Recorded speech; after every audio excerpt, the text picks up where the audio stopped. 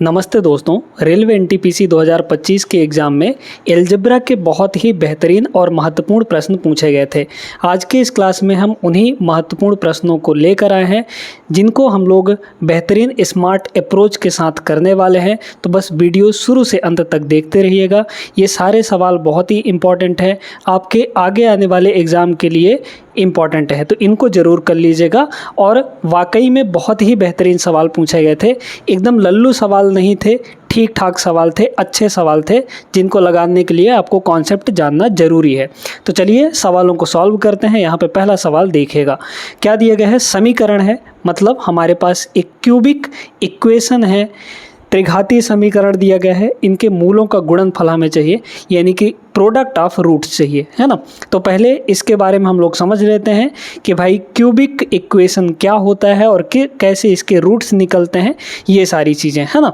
देखिए, तो cubic equation का जो स्टैंडर्ड फॉर्म होता है, अभी क्वाड्रेटिक के बारे में भी बात करेंगे आगे चलकर जब सवाल आएगा, तो फिलहाल यहाँ पर क्यूबिक के बारे में देखते हैं। तो क्यूबिक इक्वेशन का जो स्टैंडर्ड फॉर्म होता है वो होता है ax³ प्लस bx² है ना, प्लस यहाँ पर cx और प्लस d = 0। तो ये हमारे एक क्यूबिक इक्वेशन का स्टैंडर्ड फॉर्म है, मतलब हमारा एक क्यूबिक इक्वेशन इसी तरह दिखेगा, इसी फॉर्म में होगा। अब इसके चूँकि क्यूबिक इक्वेशन है तो 3 रूट्स निकल कर आएंगे। रूट का मतलब होता है ये जो भी वेरिएबल दिया है उसकी वैल्यू, 3 वैल्यू x की निकल कर आएंगी। तो इसके जो रूट्स हैं वो मान लीजिए कि अल्फ़ा, बीटा और गामा है, ठीक है। जब क्वाड्रेटिक इक्वेशन की बात आती है तो वहाँ पर 2 ही रूट्स माना जाता है, अल्फ़ा और बीटा। इसमें 3 रूट्स होंगे, तो अल्फ़ा, बीटा और यहाँ पर गामा हम लोग ले लेते हैं। तो अल्फ़ा, बीटा, गामा हो गए। अब इस अल्फ़ा, बीटा, गामा की 3 चीज़ें होती हैं। पहला होता है सम, दूसरा होता है दो का प्रोडक्ट का सम, और तीसरा होता है प्रोडक्ट, है ना। कैसे बनता है सुनते जाइए। तो पहला हमारा सम हो गया। सम का मतलब अल्फ़ा प्लस यहाँ पर बीटा और प्लस यहाँ पर गामा, तीनों का सम। तो तीनों का सम जो होता है, अगर इसी से बात की जाए तो ये होता है -b/a। b आपको कहाँ दिख रहा है? x² का कोफिशिएंट, a क्या है? x³ का कोफिशिएंट यानी कि गुणांक, ठीक है। तो -b/a हो गया। फिर दो का प्रोडक्ट का सम, यानी कि alpha beta, alpha into beta plus beta into gamma plus gamma into alpha, इस तरीके से इनका जो सम होता है ये होता है दोस्तों c/a, है ना। c कहाँ है? x का कोफिशिएंट है और a हमारा x³ का कोफिशिएंट है। फिर इसके बाद तीसरा होता है यहाँ पर alpha into beta into gamma, यानी कि तीनों रूट्स का यहाँ पर प्रोडक्ट। तो कितना हो जाएगा? ये होता है d/a, सॉरी -d/a, है ना। कितना होता है? -d/a। तो d क्या है यहाँ पर? ये जो लास्ट में दिया है जिसके साथ x वगैरह कुछ भी नहीं लगा है, यानी ये एक हमारा कांस्टेंट टर्म है, अचर पद है। क्लियर हो गया? तो -d/a ये प्रोडक्ट होता है, मूलों का गुणनफल होता है। क्लियर हो गया? हमें मूलों का गुणनफल ही पूछा गया है इसमें, यानी अल्फ़ा, बीटा, गामा का मल्टीप्लाई पूछा गया है। तो alpha into beta into gamma कितना हो जाएगा?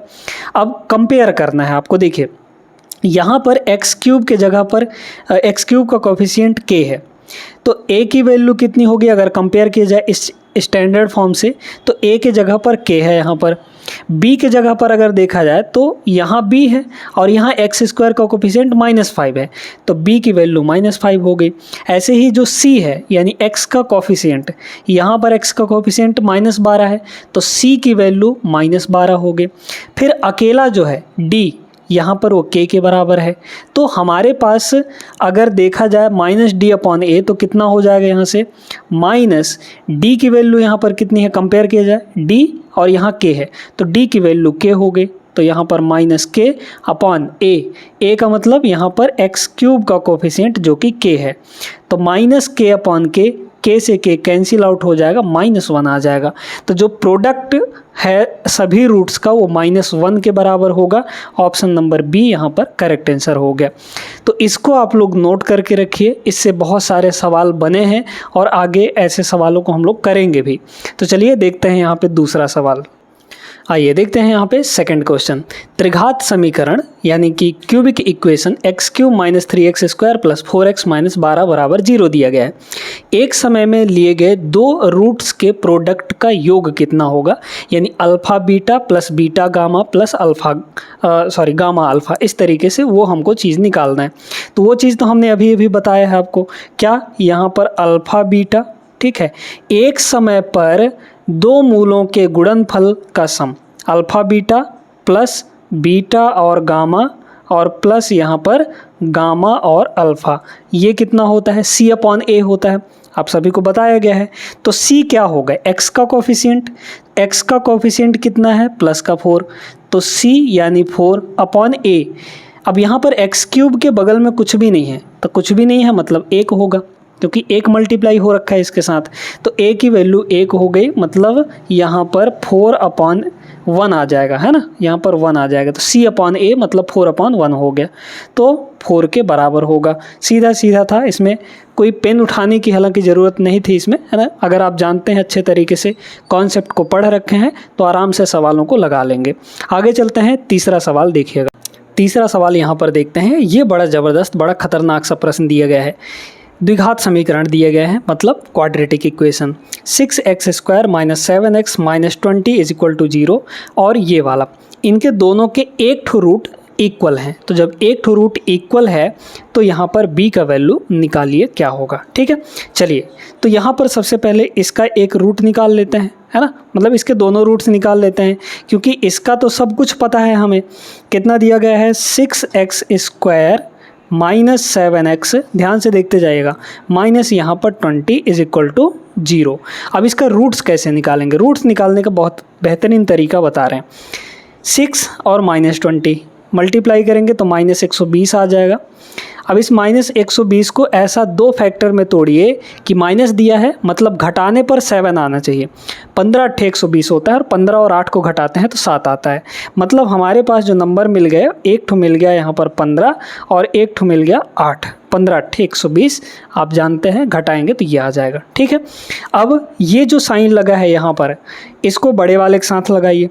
हमें चूंकि माइनस लाना है तो यहाँ पर +8 करना पड़ेगा, तब -15 + 8 माइनस का 7 आएगा, ठीक है।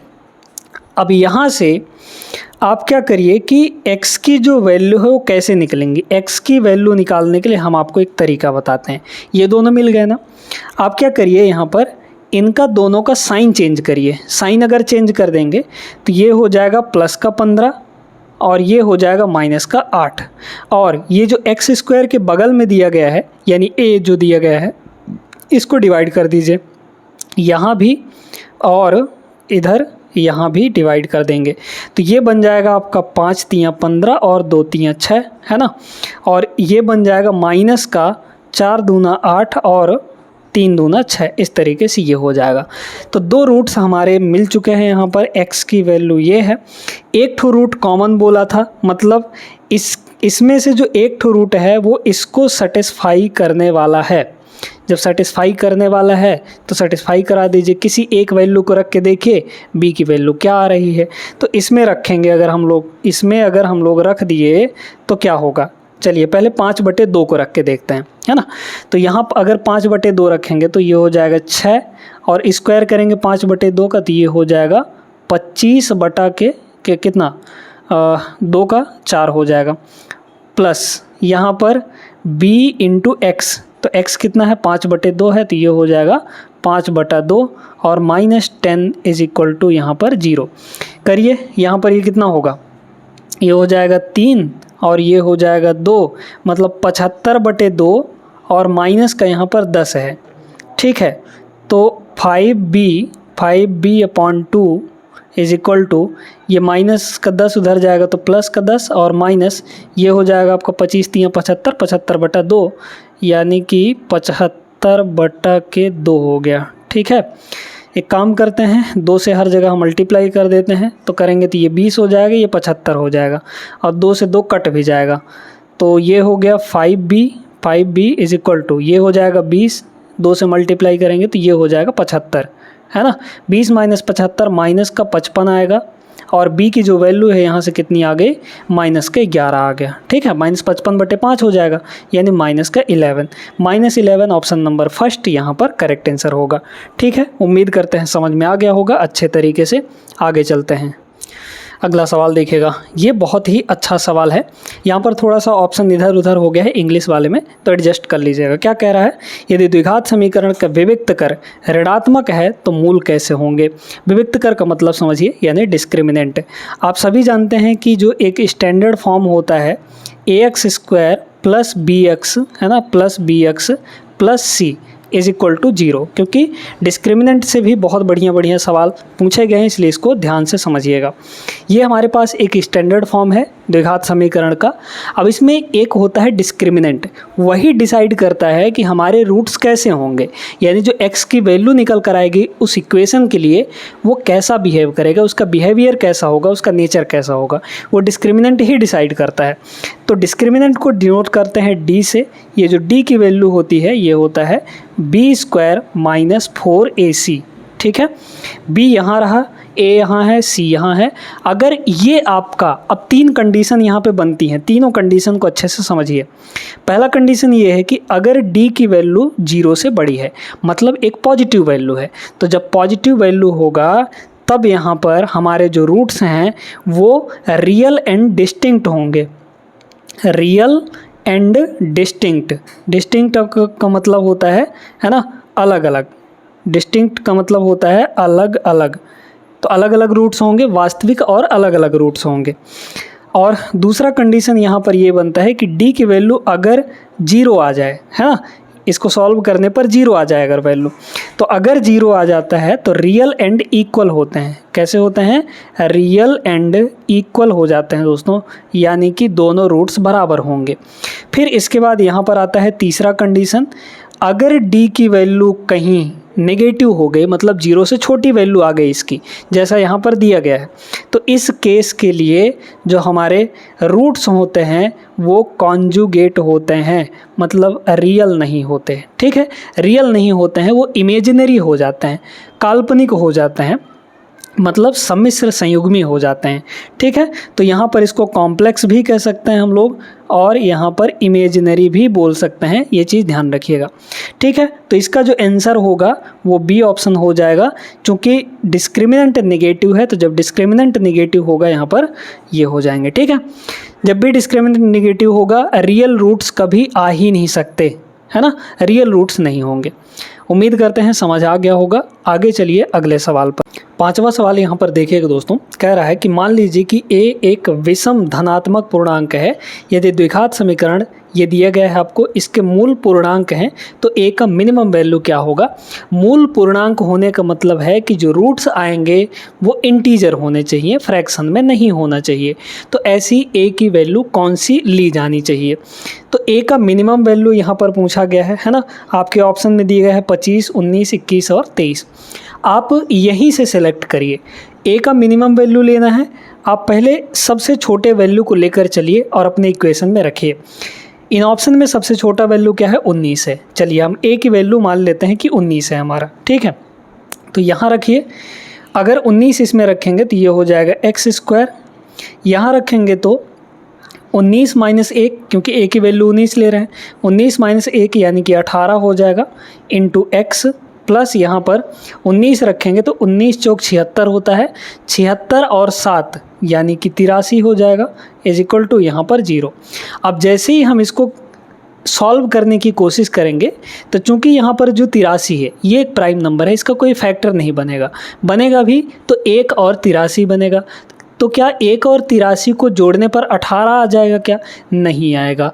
तो यहाँ मतलब 83 का कोई ऐसा फैक्टर नहीं बन रहा है जिसको जोड़ने पर 18 के बराबर आए, इसलिए ये हमें इंटीजर वैल्यू नहीं देगा, x की वैल्यू इंटीजर नहीं देगा। तो हमने जब a की वैल्यू 19 लिया तो यहाँ पर इंटीजर नहीं आया, मतलब बी ऑप्शन आपका नहीं होगा। ठीक है, अब जो 3 ऑप्शन बचे हैं उनमें से कौन सा छोटा वैल्यू है, तो 21 है, 21 रख के देख लेते हैं। चलिए इसमें 21 रखिए तो कितना हो जाएगा, x² माइनस, यहाँ 21 रखेंगे तो 21 - 1 यानी कि 19 हो जाएगा, ये हो जाएगा 19x, और प्लस यहाँ 21 रखेंगे तो 21 चौक 84 हो गया, 84 और 7 ये हो जाएगा 91 इज इक्वल टू यहाँ पर 0। अब इस 91 को देखें, 91 का ऐसा फैक्टर लीजिए कि जोड़ने पर आपका कितना आना चाहिए, यहाँ पर एक सेकंड 21 ले रहे हैं ना, तो 21 माइनस 1 तो ये 20 आ जाएगा, सॉरी यहाँ पर कितना हो जाएगा 20 हो जाएगा दोस्तों, है ना, क्योंकि 21 माइनस 1 यहाँ पर 20 होना चाहिए। चलिए तो यहाँ पर 91 का फैक्टर देखिए, जिनको जोड़ने पर 20 आ जाए, अगर ऐसा हो जा रहा है तो वैल्यू हमारी इंटीजर में आएगी, यहाँ पर एक स्क्वायर होगा। तो 13 गुणे 7, 13 से 93 होता है, मतलब हम लोग इसको लिख सकते हैं x square minus 13x minus 7x और यहाँ पर 91 इज इक्वल टू 0। तो यहाँ से जो वैल्यू आएगी वो आपकी इंटीजर वैल्यू आएंगी दोनों के दोनों। जैसे एक हो जाएगा x माइनस 13, है ना, और दूसरा हो जाएगा यहाँ पर x माइनस 7। जब इसको सॉल्व करेंगे तो इज इक्वल टू 0, तो यहाँ से x की वैल्यू 13 और x की वैल्यू 7 आ जाएगी। तो इंटीजर वैल्यू दे रहा है, तो जो मिनिमम वैल्यू a की हमें लेनी चाहिए वो कौन सी लेनी चाहिए, यहाँ पर 21 के बराबर लेनी चाहिए दोस्तों। जब हम 21 ले लेंगे, क्योंकि अब इससे आगे नहीं चेक करना, हमें मिनिमम ही चाहिए था, 19 तो होगा नहीं, 19 के बाद फिर कौन सा मिनिमम है, 21 है, तो यही आपका करेक्ट आंसर हो जाएगा, क्योंकि a की वैल्यू 21 लेने पर हमारे जो x की वैल्यू है वो इंटीजर वैल्यू दे रहा है। क्लियर हो गया, अच्छे से समझ में आ गया होगा। अगला सवाल यहाँ पर देखिएगा, 4 पेन और 3 नोटबुक की कीमत 277 रुपये है, 16 नोटबुक की कीमत 12 पेन की कीमत से 144 रुपये अधिक है। 16 पेन और 4 नोटबुक की कीमत हमें निकालनी है, बड़े ध्यान से समझ लीजिए। एक पेन की कीमत मान लीजिए कि a रुपया है ना, तो 4 पेन की कीमत कितनी हो जाएगी 4a, और 3 नोटबुक, तो एक नोटबुक की 20 रुपये मान लेते हैं, 3 नोटबुक की 3b हो जाएगी। इन दोनों का टोटल कीमत कितना है 277 रुपया है। अब यहाँ पर बोला जा रहा है कि 16 नोटबुक की जो कीमत है, यानी कि 16b है ना, 16b, क्योंकि एक नोटबुक की कीमत 20 रुपये माने हम, ये जो है 12 पेन की कीमत यानी कि 12a से कितना अधिक है, यहाँ पर 144 अधिक है, तो ये हो गया 144। यहाँ पर 12a को इधर ले आई, पहले तो 4 से डिवाइड कर लीजिए, 4 से हर कोई कटेगा, यहाँ हो जाएगा 4b, है ना, इज इक्वल टू यहाँ पर हो जाएगा 3a और प्लस 4 से इसको काटेंगे, 4 तियाँ 12 और 4 छक्के 24 हो जाएगा। क्लियर हो गया। अब यहाँ से देखिए कि a और b की वैल्यू निकाल लेंगे हम लोग। a और b की वैल्यू देखिए, यहाँ पर हो गया 4b, आप ऐसे लिखिए, ये हो जाएगा 3a, इसको उधर ले जाइए, है ना, तो 3a माइनस, या फिर 3a को इधर ले आइए तो माइनस 3a और plus 4b is equal to यहाँ पर हो गया 36 के बराबर। ठीक है ना। अब इसको हम लोग को सॉल्व करना है। सॉल्व करने के लिए किसी एक को बराबर कर लीजिए, है ना, किसी एक को बराबर कर लेंगे तो इसमें 3 से मल्टीप्लाई कर दीजिए, इसमें 4 से मल्टीप्लाई कर दीजिए, तो ये 4 तियाँ 12, ये भी 4 तियाँ 12 हो जाएगा कि नहीं। तो बनेगा क्या हमारे पास, देखते जाइए। यहाँ पर अलग से अगर इक्वेशन लिखें तो 3 से मल्टीप्लाई करेंगे तो ये हो जाएगा 12a प्लस 3 तियाँ ये हो जाएगा 9b इज इक्वल टू 3 से इसमें मल्टीप्लाई करिए, 3 सत्ते 21 बचा 2, 3 सत्ते 21, 2 23, फिर बचा 2, 3 दूना 6, 2 8 हो जाएगा। यहाँ 4 से गुणा कर दीजिए सभी में, तो ये हो जाएगा माइनस का 12a, फिर यहाँ पर प्लस 4 चौके 16b, है ना, फिर यहाँ पर इज इक्वल टू 4 से इसको मल्टीप्लाई कर देंगे तो 144 आ जाएगा, ये 144 हो गया। ठीक है, यहाँ तक तो बात समझ में आ गई होगी, कोई दिक्कत नहीं है ना। तो अब क्या करते हैं हम लोग, यहाँ पर इनको जोड़ देंगे तो ये ख़त्म हो जाएगा। ये हो जाएगा 16 और 9 25b, इसकी वैल्यू ये हो गया 5, 4 3 7 और 8 1 9, तो b की वैल्यू यहाँ से कितनी आ गई 975 बटा 25 आ जाएगा। तो 25 से काट लीजिए, 25 तियाँ 75, बचा कितना यहाँ पर 75, तो कितना हो जाएगा 97 में अगर 75 घटा दें तो हमारे पास 25 बचेगा, नहीं 25 कहाँ, 7 में से 5 गया 2 और ठीक है 22 बचेगा, तो 22 और 5 यानी 225 हो गया। तो 25 8 200, 25 9 225, मतलब b की वैल्यू 39 आ गई। तो a की वैल्यू निकाल लीजिए, इसमें रख लीजिए, a की वैल्यू कितनी हो जाएगी, यहाँ से देख लीजिए, इस वाले इक्वेशन में से कितनी होगी यहाँ पर 4b, तब 4 × 39 और 36 को इधर ले आइए तो माइनस का 36 हो जाएगा इज इक्वल टू 3a हो गया। यहाँ से देखिए तो कितना होगा ये 39 का 4 गुना, 40 का 4 गुना, 4 चौके 16, 160 हो जाएगा। 160 में 4 घटा लेंगे तो 156 आ गया। इसमें से 36 घटा लेंगे, डिवाइड बाई यहाँ पर 3 आ जाएगा, है ना, 9 चौके 36, ठीक है, इज इक्वल टू यहाँ पर a घटाएंगे तो ये हो जाएगा आपका 12 मतलब 120, 120/3 यानी a की वैल्यू जो है 40 के बराबर आ गई। हमें क्या पूछा है, 19 पेन और 15 नोटबुक की कीमत।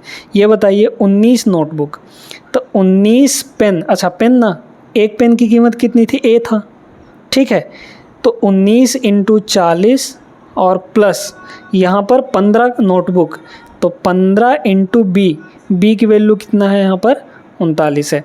इसको अगर हम लोग यूनिट डिजिट से करना चाहें तो ये हो जाएगा 0 प्लस 5 9 45 यानी 5, तो इकाई अंक 5 आना चाहिए। कहाँ है इकाई अंक 5, ऑप्शन नंबर डी में, ये आपका करेक्ट आंसर हो जाएगा। ठीक है, तो ये भी एक अच्छा सवाल था, उम्मीद करते हैं क्लियर हो गया होगा। इस सवाल को देखिए दोस्तों, ये भी उसी टाइप का सवाल है, बन जाना चाहिए, लेकिन यहाँ पर एक और तरीका, एक और स्मार्ट अप्रोच आप लगा सकते हैं। लास्ट में आपको पूछा क्या है, लास्ट में यहाँ पर पूछा गया है 12 पेन और 3 पेंसिल। एक पेन की कीमत मान लीजिए कि यहाँ पर x रुपये है, ठीक है, तो 12 पेन की कीमत कितनी हो जाएगी 12x प्लस 3 पेंसिल, एक पेन की कीमत y रुपये, सॉरी पेंसिल की, एक पेंसिल की y रुपये है, तो 3 पेंसिल की यहाँ पर 3y, इसी की वैल्यू तो हमें पूछा गया है।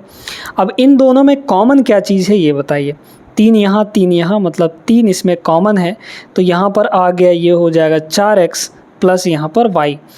यहाँ जो भी होगा उसकी मल्टीप्लाई 3 से होकर आएगी, मतलब जो भी आंसर आएगा वो 3 का मल्टीपल होगा। बस इसमें 3 का मल्टीपल आप लोग चेक कर लीजिए, यानी 3 से कटने वाला कौन सा नंबर है। पहले नंबर को देखें तो 3 से कटने का रूल क्या होता है, अंकों का योग 3 से कट जाना चाहिए। यहाँ है 5 1 6 और 8 14, 14 क्या 3 से कटता है, नहीं कटता, मतलब ये हमारा आंसर नहीं हो सकता। इसको देखिए 5 1 6 7 13, 13 भी 3 से नहीं कटता, ये भी आंसर नहीं होगा। यहाँ देखिए 6 2 8, मतलब ये भी 3 से नहीं कटेगा, तो ये भी आंसर नहीं होगा। यहाँ देखिए ये कितना हो जाएगा 9 1 10 5 15, 15 आपका 3 से कट जाता है, मतलब यही आपका करेक्ट आंसर है। उम्मीद करते हैं समझ आ गया होगा। तो कभी कभी किसी सवाल में स्मार्ट अप्रोच लग भी जाता है। पिछले वाले सवाल में आप देख पाएंगे कि 19 और 3 दिया था, तो वहाँ से कुछ भी कॉमन नहीं आ पाता। जब कॉमन नहीं आता तो हम लोग नहीं लगा सकते डिविजिबिलिटी रूल। ठीक है, क्लियर है ना। आगे चलिए अगले सवाल पर। इस सवाल को देखें, ये एक लॉजिकल सवाल है। लॉजिकल सवाल क्यों है, यहाँ पर बोला गया है कि भाई यदि समीकरण x² + 3x + 2 = 0 और ax² + bx + c = 0 के दोनों मूल सार्वभौम यानी कि दोनों रूट्स कॉमन हैं। इसके तो 2 ही रूट्स आएंगे, क्वाड्रेटिक इक्वेशन है तो 2 ही रूट्स आएंगे।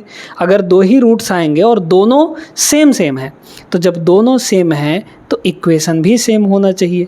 ऐसा तो है नहीं कि 2 अलग अलग इक्वेशन के सेम रूट आ जाएंगे दोनों के दोनों, ऐसा तो हो नहीं सकता। मतलब अगर रूट्स दोनों बराबर हैं तो इक्वेशन दोनों सेम होने चाहिए, तब जाके दोनों रूट्स बराबर आएंगे। तो जो ये इक्वेशन है सेम टू सेम, यही इक्वेशन ये भी होना चाहिए, तब जाके हमारा यहाँ पर दोनों रूट्स बराबर हो पाएंगे। तो बस कंपेयर कर लीजिए, ये दोनों मान लीजिए कि सेम ही हैं। तो सेम होने के लिए क्या करना पड़ेगा, x² का कोफिशिएंट a है, मतलब a की जो वैल्यू है, यहाँ x² का कोफिशिएंट 1 है, तो a की वैल्यू 1 होनी चाहिए।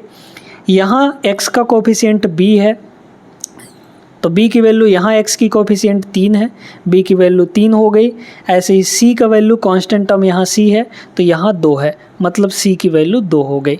आपको बोला है कौन सा विकल्प, कौन सा यहाँ पे ऑप्शन सही नहीं है, सत्य नहीं है। तो आप a b c तीनों की वैल्यू रख के चेक कर लीजिए कहाँ पर गलत आ रहा है। इसको अगर देखेंगे हम लोग पहले वाले में रखें, पहले वाले में रखिए 4 × a की वैल्यू 1 है, तो 4 × 1 4 हो गया, माइनस 2 × b की वैल्यू 3 है, तो 3 दूना यहाँ पर हो गया 6, प्लस c की वैल्यू 2, तो क्या ये 0 आएगा, बिल्कुल भी 0 आएगा। भाई देखें ना 4 2 6 -6 0 आ गया, तो ये तो सेटिस्फाई हो रहा है, मतलब ये हमारा गलत नहीं है।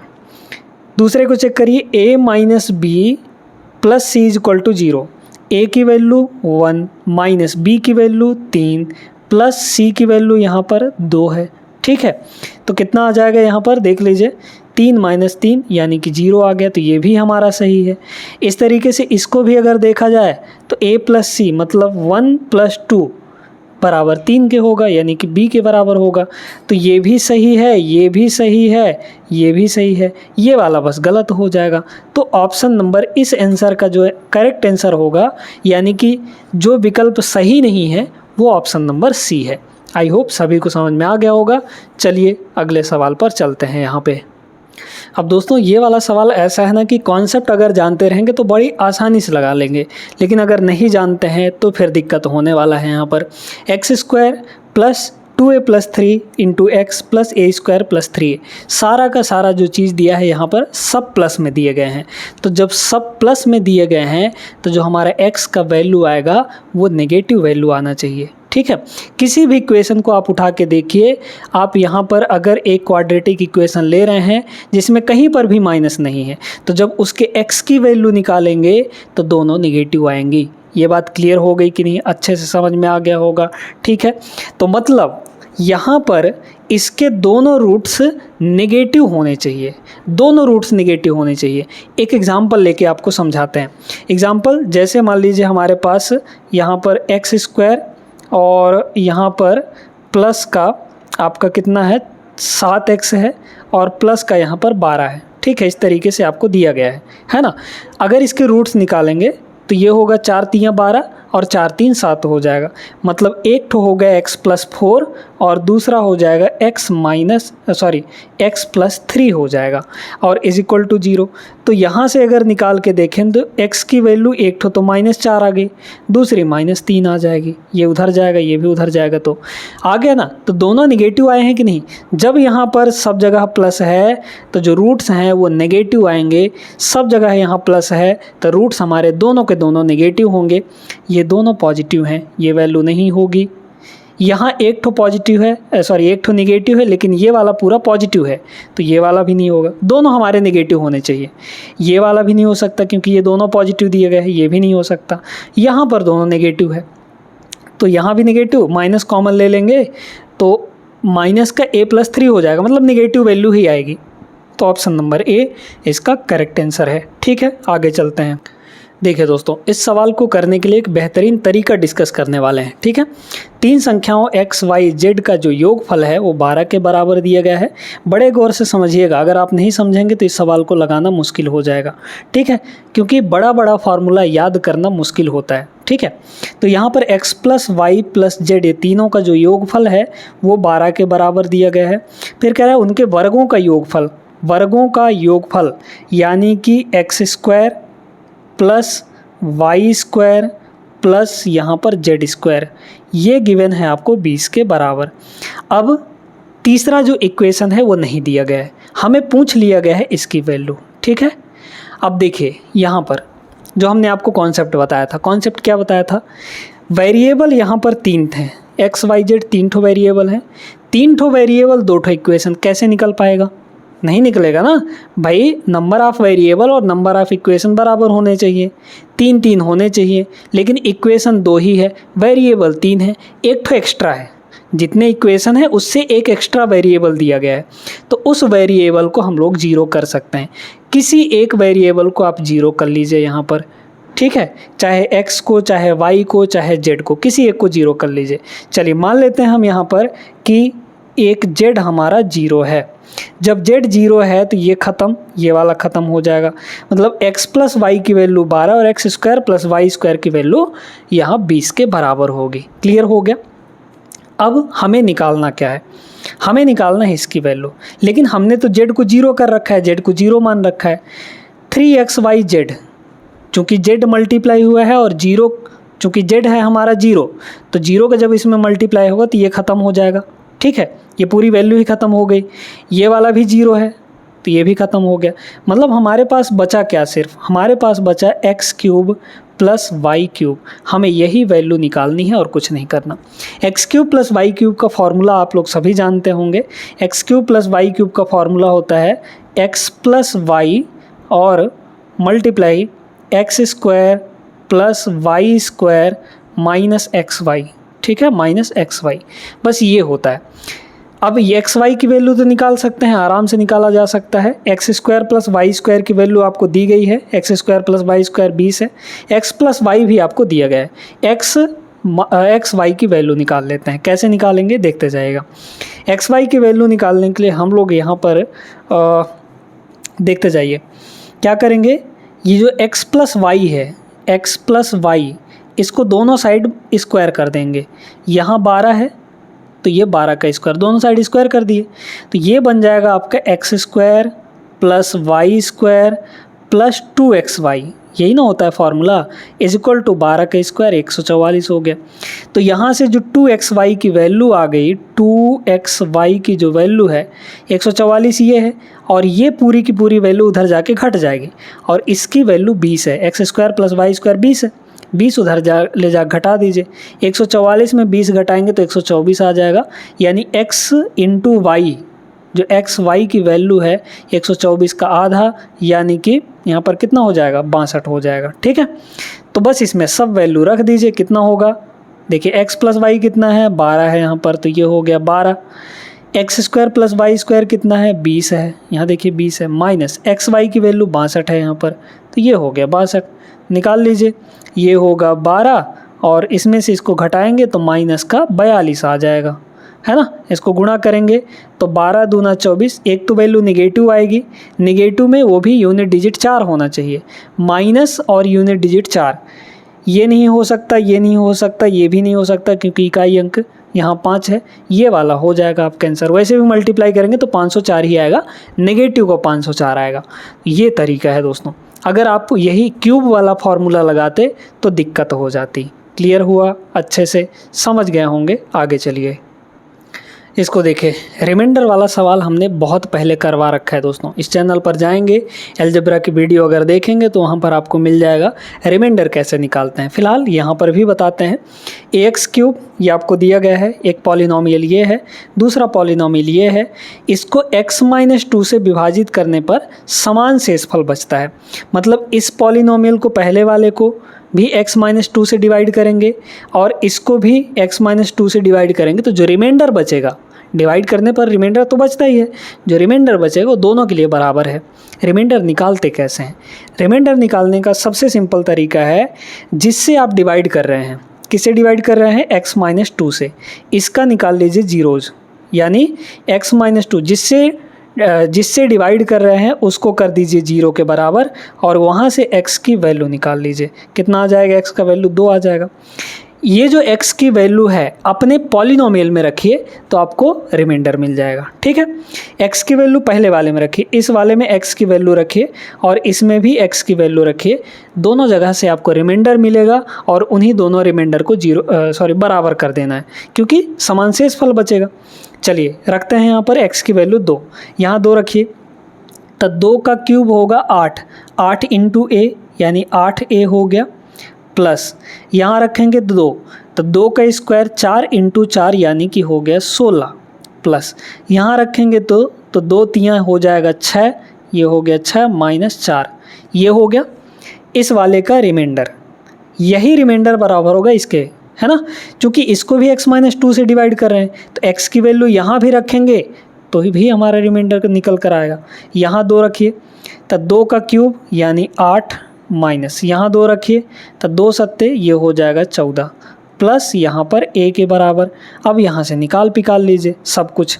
देखिए a आपका इधर आएगा तो 8a में से एक a घट जाएगा तो 7a हो गया। अब आगे देखिए ये होगा माइनस का 6, भाई 8 माइनस 14 माइनस 6, इसको देखिए 6 माइनस 4 यानी कि 2 और 16 2 18 हो जाएगा, ये प्लस का 18 उधर जाएगा तो माइनस का 18 हो जाएगा, ठीक है। तो a की वैल्यू यहाँ से कितनी आ गई, 8 6 14 मतलब माइनस का 24 डिवाइड बाई 7, a की value -24 divide by 7, option number B यहाँ पर करेक्ट आंसर होगा। इस तरीके से आप रिमाइंडर वाले सवालों को कर सकते हैं। कॉन्सेप्ट आप समझ गए हैं तो आराम से लगा लेंगे। आगे चलिए अगले सवाल पर। इस प्रश्न को देखें, ये भी एक बढ़िया प्रश्न है। दिया गया है कि 12 की power 0.36 is equal to x और ये है y की value, x power z plus y power 4, तो z का मान कितना होगा। ठीक है, निकाल लीजिए x की वैल्यू और y की वैल्यू रख देते हैं हम लोग यहाँ पर। बहुत सिंपल सा प्रश्न है।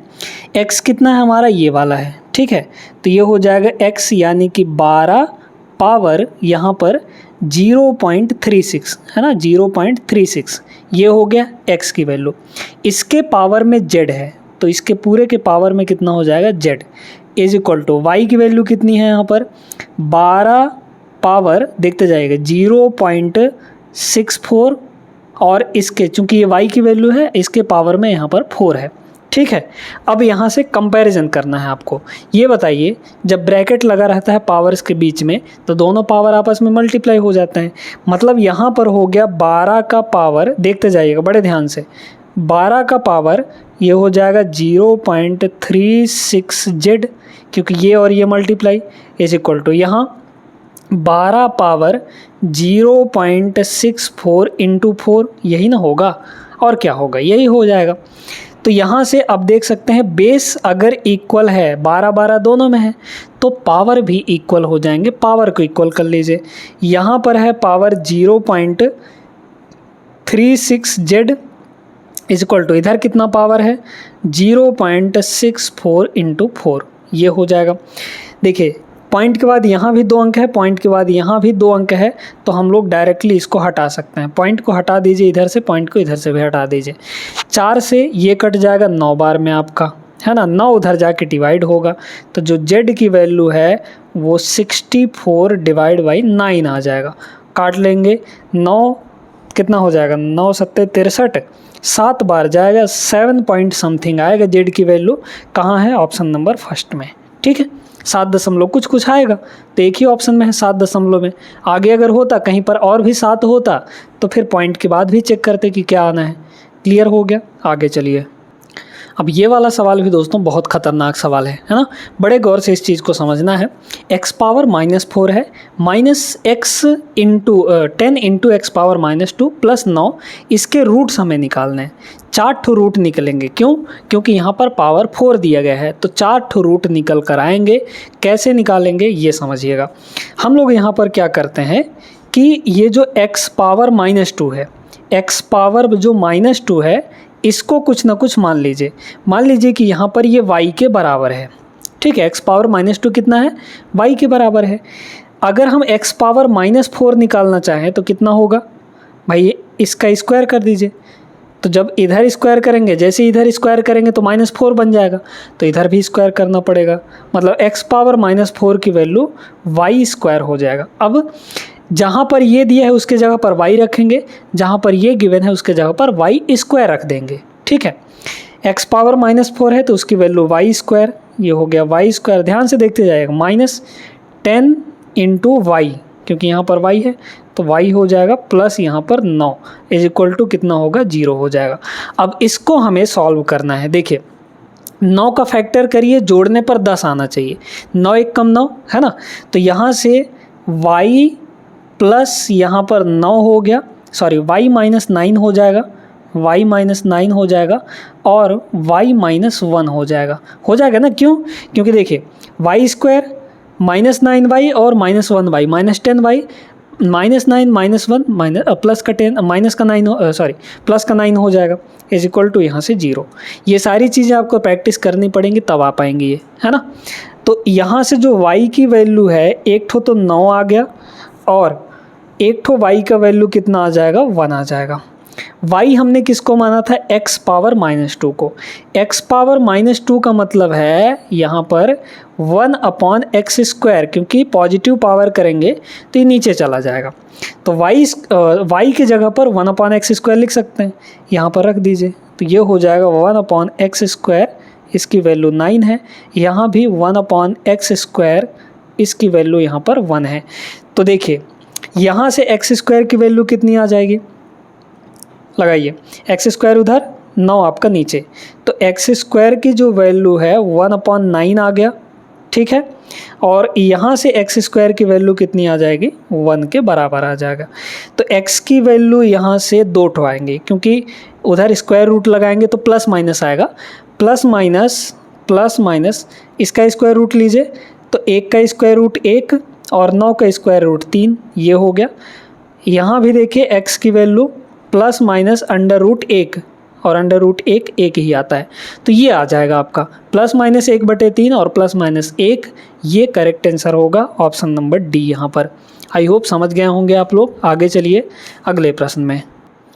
ऐसा एक सवाल दोस्तों हमने शुरू में ही किया था, है ना, लगभग चौथा या पाँचवा प्रश्न हमने किया था, तो अगर आप देखें हैं अच्छे से तो ये सवाल बन जाना चाहिए। क्या दिया है, x² - 5x + 6 = 0 और ये इसका एक मूल यानी एक रूट समान है, एक रूट कॉमन है, तो k का संभावित मान क्या हो सकता है यहाँ पर। चलिए तो पहले इसका रूट निकाल लेते हैं क्योंकि इसका सारा चीज़ पता है।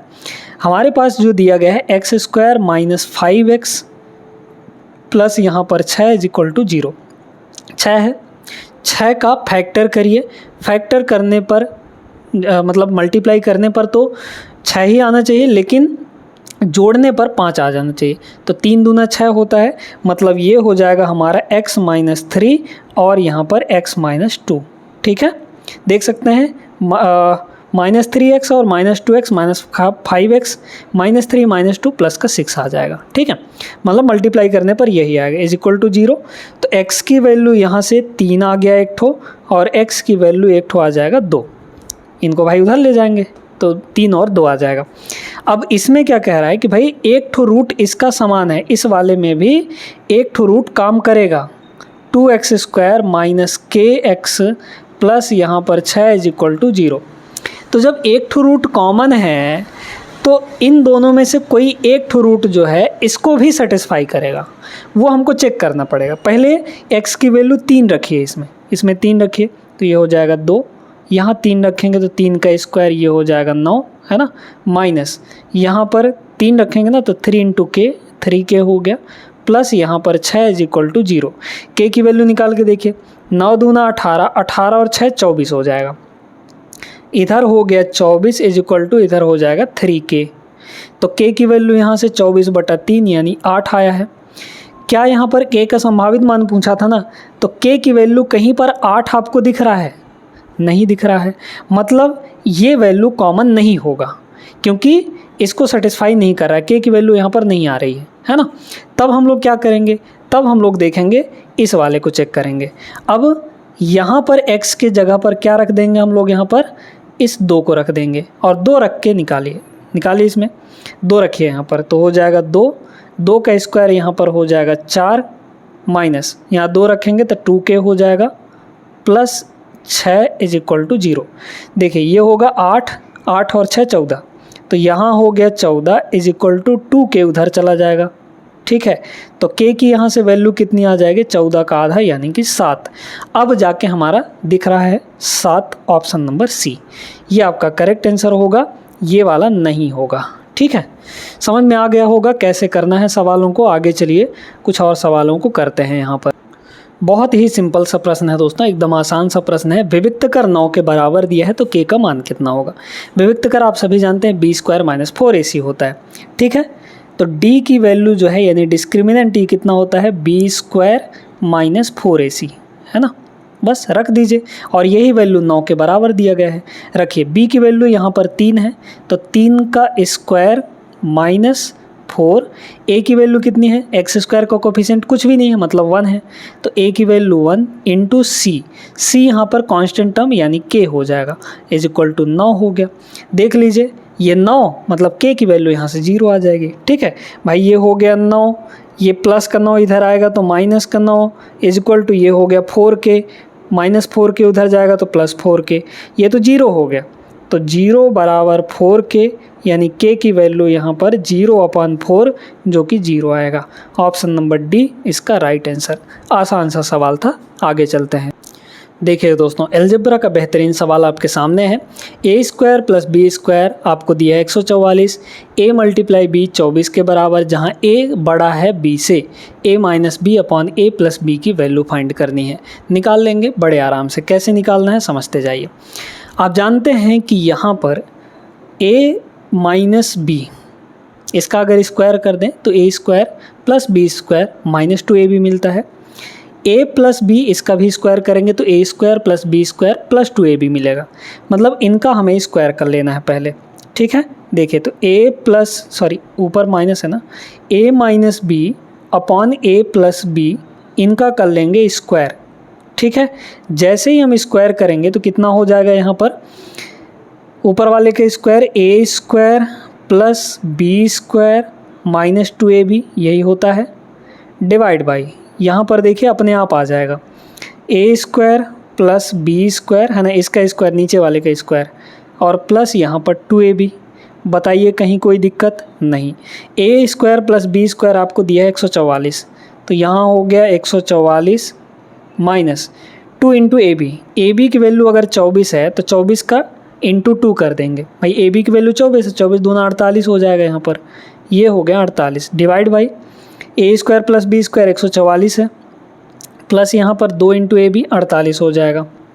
तो ये वैल्यू कितनी आ गई हमारे पास, इसमें से इसको घटा लेंगे तो 14 में से 8 गया मतलब 7 आ जाएगा, नहीं 14 में से 8 गया तो 6 आ जाएगा है ना, फिर यहाँ पर आपका 9 आ जाएगा है ना, डिवाइड बाई इसको दोनों जोड़िए तो ये हो जाएगा 92 192 है ना, ये हो गया 192। अब इधर का स्क्वायर अगर उधर ले जाएंगे तो स्क्वायर रूट लगेगा, मतलब a minus B upon a plus B की जो वैल्यू है इसका स्क्वायर रूट होगा। 96 का डबल 192 होता है, तो ये हो जाएगा 1/2 और इसका स्क्वायर रूट, बस यही चीज़ आएगा। मतलब कि ऑप्शन नंबर ए यहाँ पर करेक्ट आंसर होगा।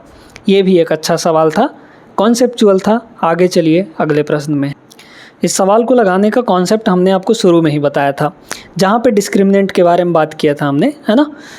क्वेश्चन नंबर 4 या 5 ऐसे कुछ है, उसको देख लीजिएगा। बी के किन मानों के लिए द्विघात समीकरण जो दिया गया है इसके वास्तविक मूल समान हैं, मतलब जो रूट्स हैं वो रियल एंड इक्वल हैं। तो रियल एंड इक्वल होने के लिए जो डिस्क्रिमिनेंट है उसको 0 होना पड़ता है। अगर डिस्क्रिमिनेंट 0 होगा यानी विविक्तकर 0 होगा तभी जाके हमारे रूट्स इक्वल एंड रियल होंगे, वही तो बोला है। तो जब रूट्स रियल एंड इक्वल हैं तो हमारा जो डिस्क्रिमिनेंट है वो 0 होना चाहिए। डिस्क्रिमिनेंट का मतलब क्या, बी स्क्वायर माइनस 4ac है ना, ये वैल्यू हमारे पास 0 के बराबर होनी चाहिए। बस यही चीज़ आपको करना था। b कितना है, b के बराबर ही है, तो यहाँ पर b स्क्वायर हो गया माइनस 4, a कितना है, यहाँ पर 4 है, एक्स स्क्वायर का कोफिशिएंट 4 इंटू c कितना है, कांस्टेंट टर्म यानी कि 16 इज इक्वल टू यहाँ पर 0। तो b स्क्वायर की वैल्यू हो जाएगी, ये पूरा का पूरा उधर चला जाएगा, पॉजिटिव हो जाएगा, ठीक है। ये हो गया 16। स्क्वायर रूट हटाएंगे तो उधर जाके क्या लग जाएगा, यहाँ पर स्क्वायर रूट अगर स्क्वायर हटाएंगे तो उधर जाके स्क्वायर रूट लगेगा।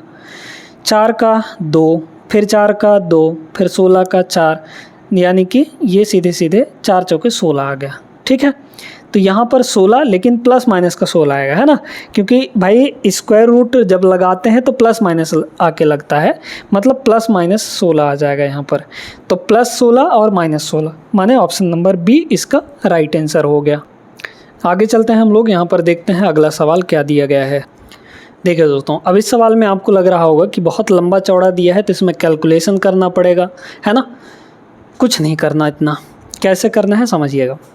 अगर आपको मूलों का योगफल यानी कि सम ऑफ रूट्स और मूलों का गुणनफल यानी प्रोडक्ट ऑफ रूट दिए गए हैं, ठीक है।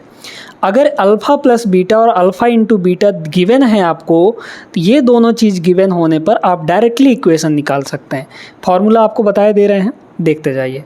यहाँ पर अगर अल्फ़ा प्लस बीटा आपको दिया है यानी कि रूट्स का सम, अगर दो रूट्स अल्फ़ा और बीटा है तो रूट्स का सम अगर आपको गिवन है, साथ में अल्फ़ा इंटू बीटा आपको गिवन है, तो जो इक्वेशन बनेगा क्वाड्रेटिक इक्वेशन वो क्या बनता है, वो बनता है एक्स स्क्वायर माइनस ये ब्रैकेट इंटू एक्स और ये प्लस इज इक्वल टू 0। ये फॉर्मूला याद रहेगा तो आसानी से ऐसे सवाल बन जाएंगे। आपको जो मूलों का योगफल दिया है माने अल्फ़ा प्लस बीटा वो ये दिया है, गुणनफल यानी अल्फ़ा इंटू बीटा ये दिया है, बस इसमें रख दीजिए आपका आंसर आ जाएगा। कैसे होगा देखिए, हो जाएगा आपका यहाँ पर एक्स स्क्वायर तो पहले रहेगा ही रहेगा, हो गया x square minus alpha plus beta, alpha plus beta ये चीज़ दिया गया है तो रख दीजिए 4 माइनस 3 रूट 2, है ना, ये हो गया, और ब्रैकेट में यहाँ पर x बाहर में, फिर यहाँ पर है अल्फ़ा इंटू बीटा, तो अल्फ़ा इंटू बीटा की वैल्यू -28 है, तो ये हो गया -28 इज इक्वल टू 0। कंपेयर कर लीजिए कहाँ पर ये गिवन है, माइनस का ये हो जाएगा, ये वाला हो जाएगा, ठीक है। हाँ, ये ऑप्शन नंबर डी इसका करेक्ट होगा, बाकी और कहीं पे भी मैच नहीं कर रहा है, तो ऑप्शन नंबर डी यहाँ पर राइट आंसर है। आगे चलते हैं अगले सवाल पर। ये भी आसान सा सवाल है ना। इस क्लास में दोस्तों हमने थोड़ा क्लास लंबा भी हो गया है, 20 सवाल करेंगे और बिना किसी दिक्कत के, बिना किसी परेशानी के और बिना किसी बकवास के, मतलब हमने ओरिजिनल कंटेंट ही रखा है, बीच में कोई बात नहीं किया है। इसलिए इस चैनल को आपको सब्सक्राइब करना बनता है, क्योंकि यहाँ पर सिर्फ कंटेंट पे बात किया जाता है, फालतू की कोई बातें नहीं होती हैं।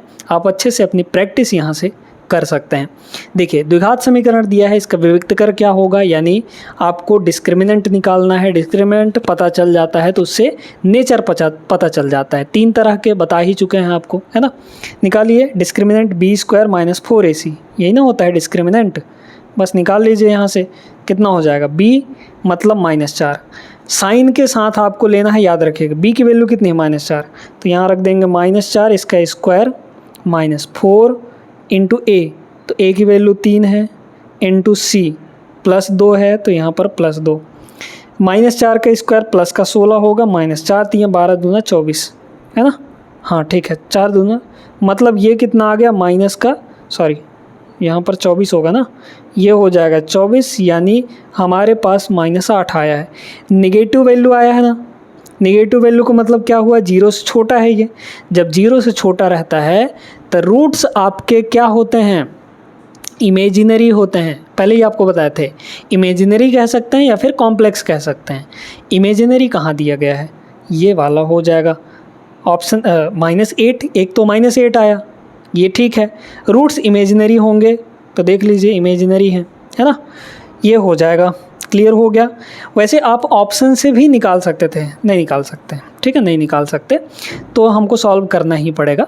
उम्मीद करते हैं क्लियर हो गया होगा। एक सवाल और देखते हैं दोस्तों, ये भी एक आसान सा ही प्रश्न है, ज़्यादा कठिन नहीं है। कह रहे यदि द्विघात समीकरण 2 ठो दिए गए हैं आपको, इनका सार्वमूल यानी कॉमन रूट 3 दिया गया है। मतलब ये जो 3 है ये दोनों इक्वेशन को सेटिस्फाई करेगा, क्योंकि दोनों के लिए यही है। x की वैल्यू यहाँ पर 3 दोनों के लिए है, इसके लिए भी x की वैल्यू 3 है, यहाँ पर एक ठो वैल्यू, एक ठो तो क्या आएगा भगवान जाने, है ना। इसके लिए भी x की एक ठो वैल्यू 3 ही आएगी, दूसरे के बारे में हमको नहीं पता है और ज़रूरत भी नहीं है। चलिए, तो x की वैल्यू यहाँ भी 3 रखेंगे, x की वैल्यू यहाँ भी 3 रखेंगे और p और q की वैल्यू निकाल लेंगे। दोनों का सम हमें पूछा गया, x की वैल्यू यहाँ रखिए 3, तो 3 का स्क्वायर 9 -3 रखेंगे यहाँ, 3 × 8 = 24, ठीक है, प्लस यहाँ पर p = 0 हो गया। तो p की वैल्यू कितनी आ गई यहाँ पर आपका 15, ठीक है भाई। ये -15 होगा, -15 उधर चला जाएगा तो प्लस का 15 हो जाएगा, ठीक है ना। चलो, तो p की वैल्यू 15 आ गई। हमें q की वैल्यू यहाँ भी रखिए, तो x² यानी कि 3 का स्क्वायर 9 प्लस 3 रखेंगे 4 × 3 = 12 प्लस q = 0। 12 और 9 कितना हो जाएगा, 21, मतलब उधर जाएगा तो माइनस का 21 आएगा, ठीक है, माइनस का 21 हो गया। हमें दोनों का सम पूछा था, p + q कितना हो जाएगा बताइए। तो p मतलब 15, q मतलब -21, दोनों को जोड़ेंगे -6 आ जाएगा। ऑप्शन नंबर बी यहाँ पर राइट आंसर है। तो आज की इस क्लास में हमने 20 सवाल किए हैं, महत्वपूर्ण सवाल किए हैं, बिना किसी टाइम बर्बादी के हमने यहाँ पर सारे सवाल बेहतरीन कॉन्सेप्ट के साथ किए हैं। दोस्तों, ये वीडियो कैसी लगी है आप लोग कमेंट करके ज़रूर बताइएगा। अगर अच्छी लगी हो, पसंद आई हो, इन्फॉर्मेटिव लगी हो तो लाइक भी कर दीजिएगा, साथ में चैनल को सब्सक्राइब भी कर लीजिएगा। मिलते हैं हम लोग ऐसे ही बेहतरीन सवालों के साथ। आपको पूरा चैप्टर इसी तरीके से हम कंप्लीट करा देंगे। हर एक चैप्टर के महत्वपूर्ण प्रश्न लेकर आएंगे जो आपके आरआरबी एनटीपीसी 2025 में पूछे हुए प्रश्न हैं। बेहतरीन अंदाज से सारी क्लासेस चलेंगी आपकी, है ना। बाकी जो पिछली वीडियोस हैं आप लोग भी देख सकते हैं, बहुत अच्छे तरीके से उनमें भी आपको कराया गया है। इस चैनल पे आपको रेलवे के लिए कहीं भी कोई दिक्कत नहीं होगी। अगर आप पूरी वीडियो देख लेंगे, हर एक वीडियो देख लेंगे, तो हर एक वीडियो से आप कुछ ना कुछ ज़रूर सीखेंगे और रेलवे के लिए इतना सफिशिएंट है, ठीक है। मिलते हैं अगले क्लास में, तब तक के लिए जय हिंद।